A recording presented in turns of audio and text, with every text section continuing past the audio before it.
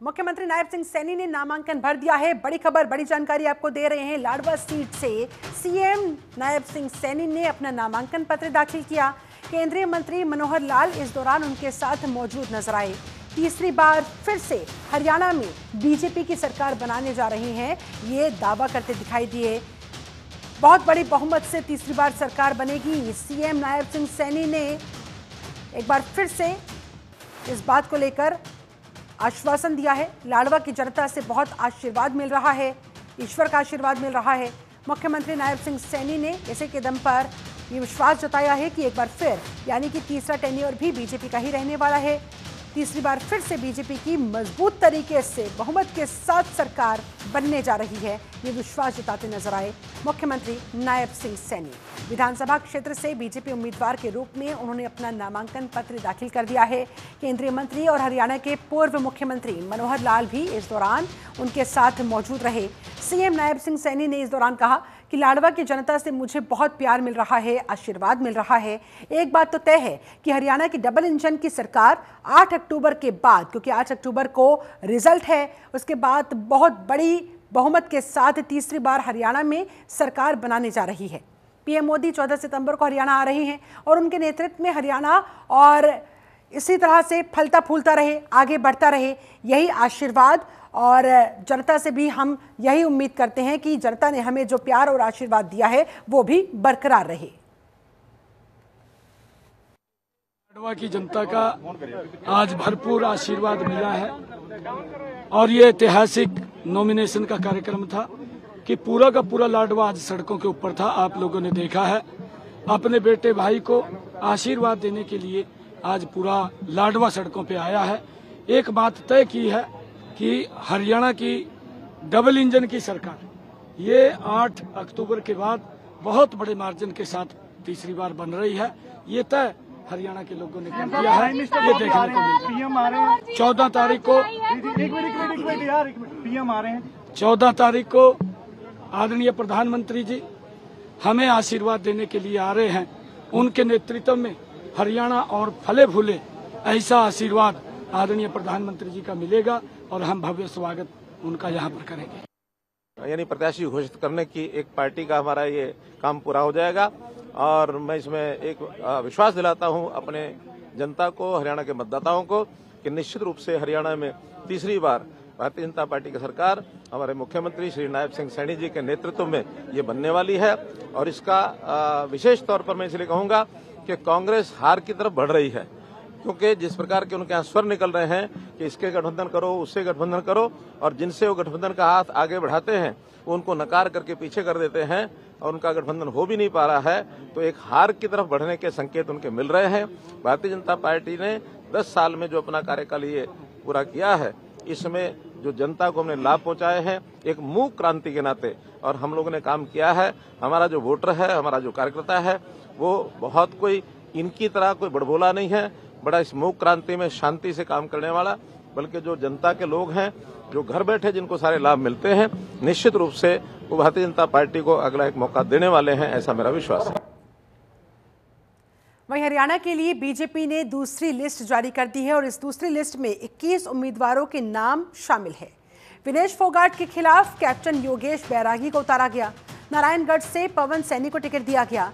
यही नहीं, अपनी इस लिस्ट में भारतीय जनता पार्टी ने 2 मुस्लिम प्रत्याशियों को भी मौका दिया है, मुस्लिम प्रत्याशियों को भी टिकट दिया गया है। ये लिस्ट, ये दूसरी सूची बीजेपी की तरफ से जो जारी की गई, आपके सामने 21 नामों का इस सूची में ऐलान किया गया है और इस 21 नामों की सूची में 2 मुस्लिम प्रत्याशियों पर भी बीजेपी ने इस बार विश्वास जताया है। हरियाणा विधानसभा चुनाव में उन्हें टिकट दिए हैं। शिखा शर्मा हमारे साथ, हमारी संवाददाता ज्यादा जानकारी के साथ लाइव कनेक्ट हो गई हैं। शिखा, बीजेपी की इस दूसरी सूची में क्या अलग देखने को मिला? कितने कद्दावर ये चेहरे, ये नाम किस हद तक सियासी समीकरणों को बदलने की हिम्मत रखते हैं? और देखिए, सबसे पहले इस लिस्ट की बात करें, जो नए हैं इसमें 3 नए नाम जो है इस बार जो है वो आए हैं, नए प्रत्याशी जो है इनको मौका दिया गया है। बात करें तो किनके नाम कटे हैं, तो इस बार दूसरे बार जो कार्यकाल शुरू हुआ था बीजेपी सरकार का, यानी नई सरकार बनी थी, सीमा त्रिखा शिक्षा मंत्री हुआ करती थी, उनकी टिकट जो है वो काटी गई है। बनवारी लाल जो कैबिनेट मंत्री थे उनकी टिकट काटी गई है। निर्मला रानी जो विधायक थी उनकी टिकट जो है काटी गई है। मोहनलाल बड़ौली जो प्रदेश अध्यक्ष है, कहीं ना कहीं उन्होंने खुद कहा था कि मैं चुनाव लड़ना नहीं चाहता हूँ, तो इसलिए उनकी जगह टिकट जो है किसी और को दी गई है। उनकी जगह से किसी एक नए चेहरे को उतारा गया है। सबसे बड़ी बात यह है कि अब जो ये लिस्ट आई है इसमें 21 में से जो 3 नए प्रत्याशी हैं वो पहली बार चुनाव लड़ने जा रहे हैं, उनको मौका दिया जा रहा है। साथ ही साथ सबसे बड़ी बात यह है कि कहीं ना कहीं 2 मुसलमान जो है उनको भी टिकट दी गई है। लेकिन पार्टी जो है वो हर वर्ग को अपने साथ लेकर चल रही है, हर किसी को मौका देने की कोशिश जो है वो कर रही है। वही चाहती है कि हर वर्ग को साधा जाए, कोई भी पीछे ना रहे, चाहे वो युवा हो, युवाओं को भी मौका मिल रहा है, जो एक्सपीरियंस एमएलए और मंत्री हैं उनको भी मौका मिल रहा है, यानी हर वर्ग को बीजेपी जो है वो साथ लेके चल रही है। क्योंकि इस लिस्ट के बाद अभी आए हुए कुछ चीजें नहीं हुआ है, इसका विरोध होता है या नहीं होता है ये देखने वाली बात होगी, क्योंकि हर कोई उम्मीद कर रहा होता है कि टिकट जो है वो उसको मिलेगी। उनके देवेंद्र का ध्यान भी एक है, जो 9 से टिकट की उम्मीद कर रहे थे, पर उनकी जगह देवेंद्र कौशिक को टिकट जो है वो दी गई है। तो हो सकता है कि अच्छा शिखा, मोटे तौर पर ये बताए कि इस लिस्ट में कितने चेहरों पर दोबारा विश्वास जताया गया है, उन्हें रिपीट किया गया है, और कितनों के ऊपर नया दांव खेला गया है? देखिए, सबसे पहले जो ऐसे बहुत से पूरी लिस्ट की बात करें तो उसमें 4 एससी हैं, 3 जाट हैं, 3 ओबीसी, 3 राजपूत, 3 पंजाबी, 2 ब्राह्मण, 1 सिख और 2 मुस्लिम।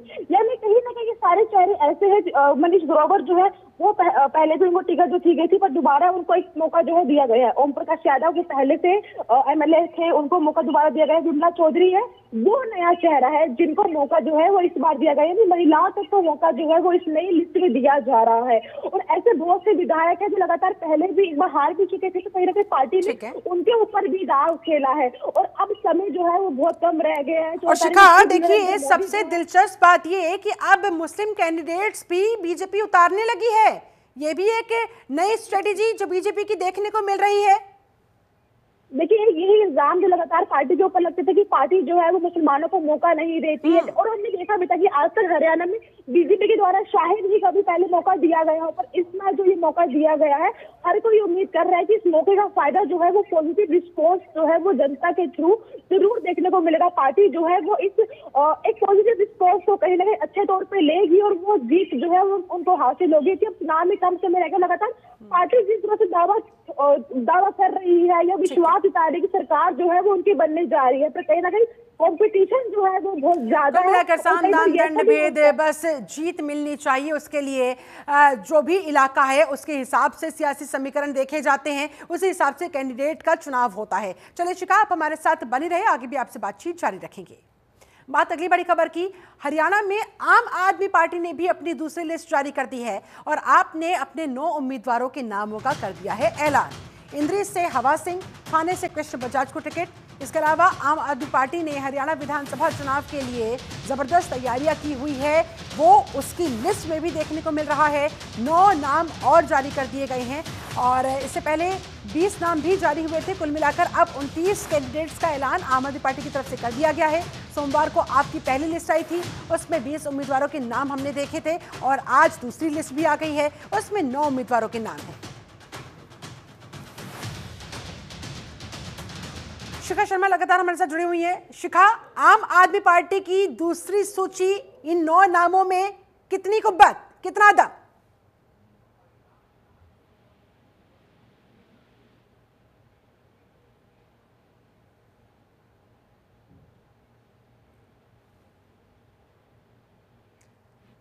शिखा, चाहेंगे आप जरा अपनी आवाज को अनम्यूट कर लीजिए, उसके बाद बोलिए। जी सॉरी, बोलिए। जी मैं कह रही हूँ कि ये पहला एक एस्पेक्ट पूरी लिस्ट जो आई है, कल की लिस्ट की बात करें और आज की लिस्ट की बात करें तो सिर्फ एक नाम है जिसको हर कोई जानता है, बाकी सारे नाम जो है वो जनता के लिए नहीं है, क्योंकि पार्टी ने अपने कार्यकर्ताओं को मौका दिया है, कहीं ना कहीं उन लोगों को मौका दिया जो लगातार जनता के बीच में रहते हैं, जनता से जुड़े हुए हैं और पार्टी के लिए वो लगातार काम करते आए हैं। और कहीं ना कहीं इन नामों को अपनी पहचान बनाना अब और भी जरूरी है, क्योंकि अब तक अगर बात करें कांग्रेस की या बीजेपी की और पार्टियों की, वो लगातार काफी साल से हरियाणा में सक्रिय है, उनके कार्यकर्ता जो है वो हरियाणा में सक्रिय है। पर ये जो नाम है, ये नई नई पार्टी अभी शुरू हुई है, हरियाणा में आई है, लगातार लोग जो है अपना नाम बना रहे हैं। तो हरियाणा में अभी इनकी पहचान उतनी नहीं है जितनी अपनी एरिया में होना अलग बात है, फिर पूरे उस हिस्से में होना, लोगों का उनको जानना एक बड़ी बात है, विश्वास करना एक अलग बात है। तो कहीं ना कहीं लोगों के बीच में अपना वो विश्वास जो है वो इनको बनाना पड़ेगा। लेकिन ऐसे में कांग्रेस के लिए कहीं ना कहीं ये वोट कटवा साबित ना हो जाए? देखिए, वोट तो जरूर कर देगी, क्योंकि कहीं ना कहीं दोनों पार्टियों का मिशन एक ही था, चाहे वो कांग्रेस हो या आम आदमी पार्टी की, बीजेपी को नहीं जीतने देना है। इसलिए गठबंधन भी जो है वो किया जा रहा था कि जो वोटर्स बटने वाले हैं वो वोटर्स ना बटे, पर कहीं ना कहीं और वोटर्स जो है वो जरूर बढ़ेंगे। कहीं ना वोटर्स भी कंफ्यूज होंगे कि आम आदमी पार्टी को वोट दे या कांग्रेस को वोट दे, और इसका असर जो है वो बीजेपी को भी हो सकता है। कई बार ऐसा होता है कि लोग कांग्रेस को वोट देना नहीं चाहते पर वो आम आदमी पार्टी को वोट देना चाहते हैं, तो वो मिक्स गठबंधन को वोट दे देते हैं। पर अब जब वो दोनों को ही वोट देना चाहिए तो फिर बीजेपी है, बीजेपी को ही दे देते हैं। तो कहीं ना कहीं इसका नुकसान आम आदमी पार्टी और कांग्रेस को हो सकता है, और फायदा जो है वो बीजेपी को भी हो सकता है। पर अब कितना फायदा है कितना नुकसान है वो तो 5 अक्टूबर को जब किसे होगा फायदा, किसे पहुंचेगा नुकसान, जनता के बीच क्या संदेश जाएगा, इसके लिए करना होगा इंतजार। फिलहाल बहुत शुक्रिया आपका शिखा शर्मा इस पूरी बातचीत के लिए, जानकारी के लिए। बढ़ेंगे आगे। आम आदमी पार्टी ने अपनी दूसरी सूची जारी कर दी है, जिसमें करनाल जिले के इंद्री विधानसभा क्षेत्र से आम आदमी पार्टी ने हवा सिंह को अपना उम्मीदवार घोषित किया। हवा सिंह ने इस दौरान कहा कि मैं अपने शीर्ष नेतृत्व का धन्यवाद करता हूं, जिन्होंने मुझ पर भरोसा जताया है। ये सीट जीतकर केजरीवाल की झोली में डालने का करूंगा काम। इंद्र के कुछ गांव ऐसे हैं जो कि बाढ़ से प्रभावित रहते हैं। अगर इंद्री की जनता मुझ पर विश्वास जताती है तो सबसे पहले उन्हें दुरुस्त करने का मेरा प्रयास रहेगा। मैं ये कहना चाहूँगा कि मैंने बहुजन समाज पार्टी में काम किया। 2019 में मैंने वीआर से लेकर सरकारी नौकरी से बहुजन समाज पार्टी का इलेक्शन लड़ा। उसके बाद मैं सक्रिय रूप से आम आदमी पार्टी में कार्य कर रहा हूँ, और मुझे आज प्रदेश उपाध्यक्ष का पद ट्रेड कर दिया हुआ है पार्टी द्वारा। और आज मुझे पार्टी ने अपना पूरा यकीन करके, भरोसा जता करके मुझे इंद्री विधानसभा से टिकट दे करके मैदान में उतारा है। और मैं अपने शीर्ष नेतृत्व का धन्यवाद करता हूं, और कहना चाहता हूं आपके माध्यम से कि ये सीट जीत करके हरियाणा के अंदर सब में पहले इंद्र की सीट जीत करके माननीय केजरीवाल जी की झोली में डालें। क्या कुछ करना तो इंद्री के 30-40 गांव यमुना नदी के साथ साथ जो लगते हैं वो हर साल बाढ़ से प्रभावित होते हैं। उन पे सबसे पहले तो उसके इंतजाम करेंगे कि ताकि बाढ़ में किसानों की फसल बर्बाद ना हो और किसान सुख शांति का जीवन व्यतीत कर सकें। 30-40 गाँव इसमें हर साल बाढ़ की चपेट में आ जाते हैं। यमुना नदी के साथ साथ उसको सड़क बनाने का, पक्का बनाने का काम करेंगे। वहीं फरीदाबाद के प्रथला से नयनपाल रावत ने नामांकन भरा है। निर्दलीय प्रत्याशी के तौर पर उन्होंने अपना नामांकन पत्र दाखिल किया। बीजेपी सरकार में रह चुके हैं सहयोगी, 3 साल चेयरमैन के पद पर भी वो रहे थे। नयनपाल रावत इनका नाम है, जिन्होंने इस बार निर्दलीय ताल ठोकी है। निर्दलीय प्रत्याशी के तौर पर आज वो नामांकन भरने के लिए पहुंचे। इससे पहले बीजेपी सरकार में उन्होंने सहयोगी का रोल भी प्ले किया है। 3 साल चेयरमैन के पद पर भी नयनपाल रावत रह चुके हैं, और अब वो निर्दलीय प्रत्याशी के तौर पर चुनावी अखाड़े में उतरकर अपनी किस्मत को आजमा रहे हैं।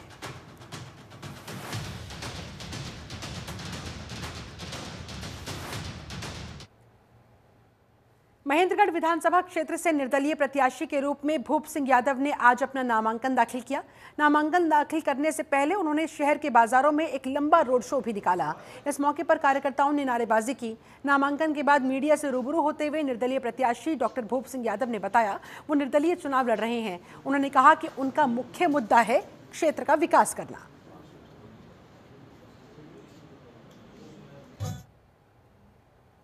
लोगों का रुझान बहुत अच्छा है। लोगों के दिमाग में अब की बार मजबूती से बैठा हुआ है कि बदलाव करना है, और बदलाव इसलिए ज़रूरी है कि महेंद्रगढ़ का विकास रुक चुका है और पीछे जा चुका है, इसलिए विकास के लिए बहुत ज़्यादा ज़रूरी है। मेरा मुद्दा तो ये है कि भाई हरियाणा के अंदर विकास होना चाहिए, विशेष रूप से महेंद्रगढ़ के लोगों का विकास होना चाहिए, जो नहीं हुआ है बहुत लंबे समय से। और जब तक विकास नहीं होगा, इलाके में बदलाव नहीं होगा, तो हालत खस्ता हो जाएंगी। इसलिए चुनाव के में हमें जो ना बदलाव की ज़रूरत है। हमारे यहाँ पे न तो नहरी पानी किसान को मिल रहा है, और न हमारे यहाँ पर युवा को रोज़गार मिल रहा है। बहुत लंबे समय से यहाँ पर कोई IMT का ना होना, किसानों के लिए नहरी पानी का समान बंटवारा ना होना, ये मुख्य रूप से ये मुद्दे हैं जो इस इलाके के लिए बहुत जीवन मरण के सवाल बने हुए हैं। और मैं इसीलिए चुनाव लड़ रहा हूँ कि अब की बार हमारे यहाँ पर नहरी पानी का समान बंटवारा हो और हमारे यहाँ के युवाओं को रोजगार हो, IMT का निर्माण हो यहाँ पर, और सरकारी नौकरियां हैं उनमें भी सुधार हो। जो 2 लाख पद खाली पड़े हैं उनको भरा जाए ताकि युवाओं को रोजगार मिले और देश की उन्नति में वो भी अपना हिस्सा दे सकें। और हरियाणा विधानसभा चुनाव के लिए भारतीय जनता पार्टी ने उम्मीदवारों की दूसरी सूची भी जारी कर दी है। इस सूची में 21 प्रत्याशियों के नाम हैं। पार्टी ने नारायणगढ़ से पवन सैनी, पेहोवा से जय भगवान, पुंडरी से सतपाल जांबा, असंध से योगेंद्र राणा को टिकट दिया है। जुलाना में योगेश बैरागी का सामना कांग्रेस की विनेश फोगाट से होगा। पार्टी ने इससे पहले 67 उम्मीदवारों की सूची जारी की थी, यानी कि बीजेपी अब तक 88 प्रत्याशियों के नामों का ऐलान कर चुकी है। हरियाणा में विधानसभा की बता दें 90 सीटें हैं। सूबे में 5 अक्टूबर को वोट डाले जाएंगे और रिजल्ट आएगा 8 अक्टूबर को।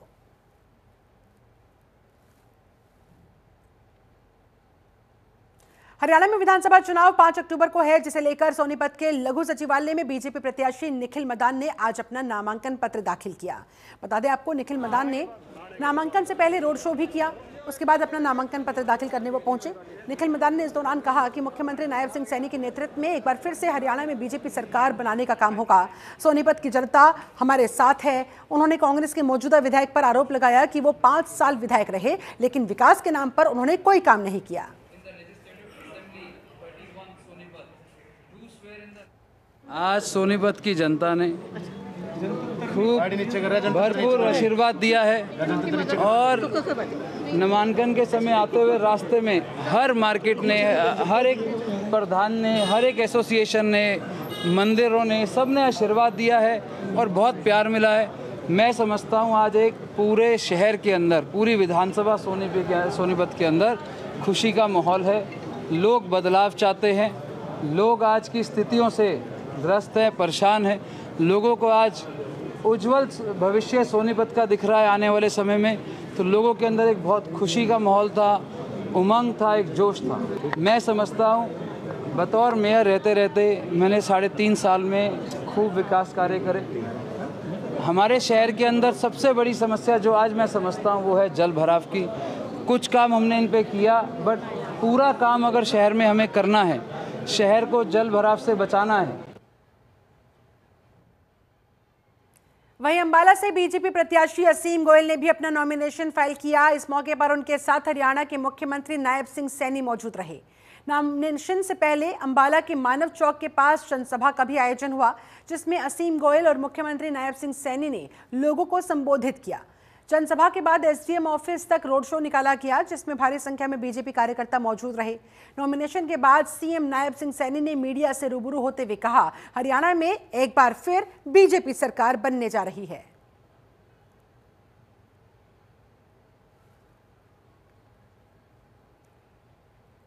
असीम जी को मैं आज नामांकन दाखिल किया है। मैं इनको बहुत बहुत बधाई और शुभकामनाएं देता हूं। असीम गोयल जी ने अंबाला के विकास में एक नई दिशा देने का काम पिछले 10 वर्षों में किया है। आज फिर अंबाला के लोगों का आशीर्वाद लेने के लिए और अंबाला के लोगों का आशीर्वाद मिले, आज नामांकन असीम गोयल जी ने दाखिल किया है। मेरा परम सौभाग्य है कि जिस भूमि के ऊपर मैंने लंबे समय तक काम किया है, आज उस भूमि के ऊपर मैंने अंबाला के लोगों को ये अपील भी किया है कि आप अपने बेटे भाई को यहाँ से भरपूर आशीर्वाद दें। और 4 की 4 अंबाला जिला की, जब मैं जिला अध्यक्ष था, यहाँ से मैंने 4 विधानसभाएं जीती थी। बहुत प्यार, बहुत विश्वास, समर्थन, आशीर्वाद मैं अभिभूत हूँ। अंबाला की स्वाभिमानी जनता का, जनता जनार्दन का मैं धन्यवाद करना चाहता हूँ। और पार्टी का जो विश्वास पार्टी हाईकमान ने, माननीय मुख्यमंत्री जी ने, माननीय प्रदेश अध्यक्ष जी ने, राष्ट्रीय अध्यक्ष जी ने मेरे ऊपर किया है, और कार्यकर्ताओं का संघर्ष, कार्यकर्ताओं की मेहनत और अंबाला की स्वाभिमानी जनता का आशीर्वाद, निश्चित रूप से तीसरी बार कमल का फूल इस अंबाला शहर विधानसभा से खिलने जा रहा है।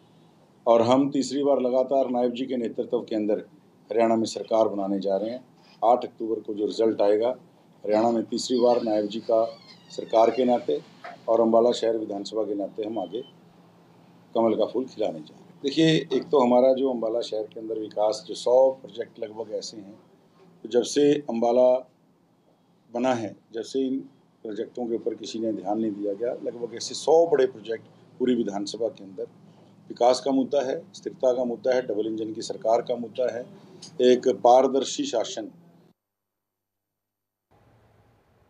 अपना हरियाणा में फिलहाल बस इतना ही। बने रहे जनतंत्र टीवी के साथ। नमस्कार।